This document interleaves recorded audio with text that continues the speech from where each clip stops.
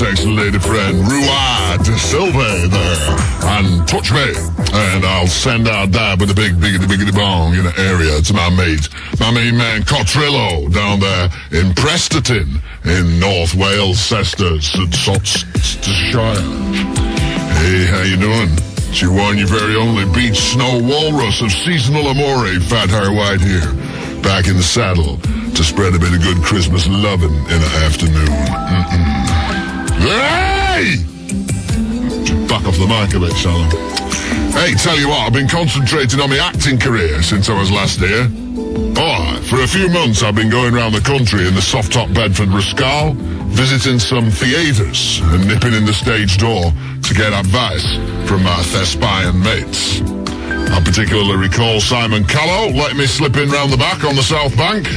And at the RSC, I was treated to a tour of the auditorium, including the front and rear stalls, where Dame Judi Dench gave me some pointers in the front, and Simon Russell Beale and Brian Blessed were very happy to give me a couple of tips in the rear. Although, frankly, they were amazed at my expertise and couldn't believe how easily I handled the big parts. So, then me agent, Fat Larry, got me loads of offers for pantos, you know. Now, the first offer I had, Snow White and Seven Dwarfs, you know, but I weren't sure about the script, to be honest. I mean, for me, there was far too much emphasis on the dwarves and their diamond mining activities. I mean, who wants to see seven little fellas tunneling for several minutes before displaying their shiny rocks on stage? You know, it's not my idea of a good night out at all, not no way. So, then there was Peter Pan I was offered. Well, I didn't fancy that because I had a better experience doing it a few years back when I fell off the wire during the flying scene. Oh, nightmare, lovies.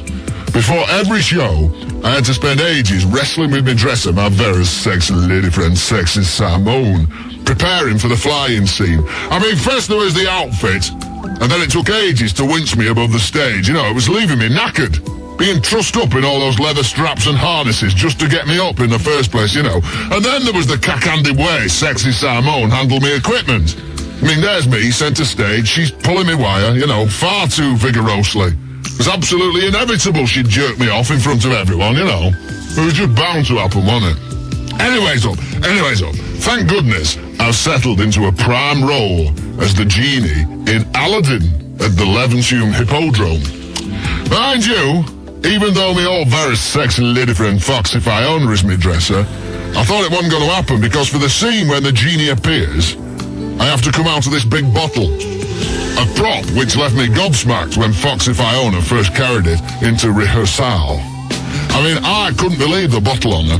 But then I'm a big lad and I need a big bottle, you know. But I tell you what, even so it was a tight squeeze. And it wasn't until she kindly rubbed a little Vaseline around the rim that I was able to slide in.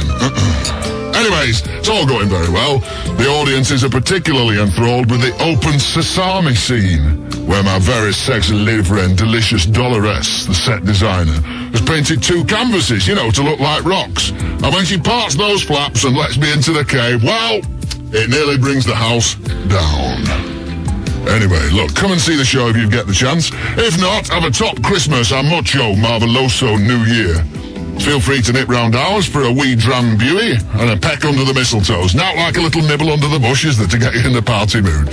So, you have a good time, you know. If I don't see you, I'll be back with the lads around mid-January. Until then, baby, in a Christmas style, if you know what I'm saying.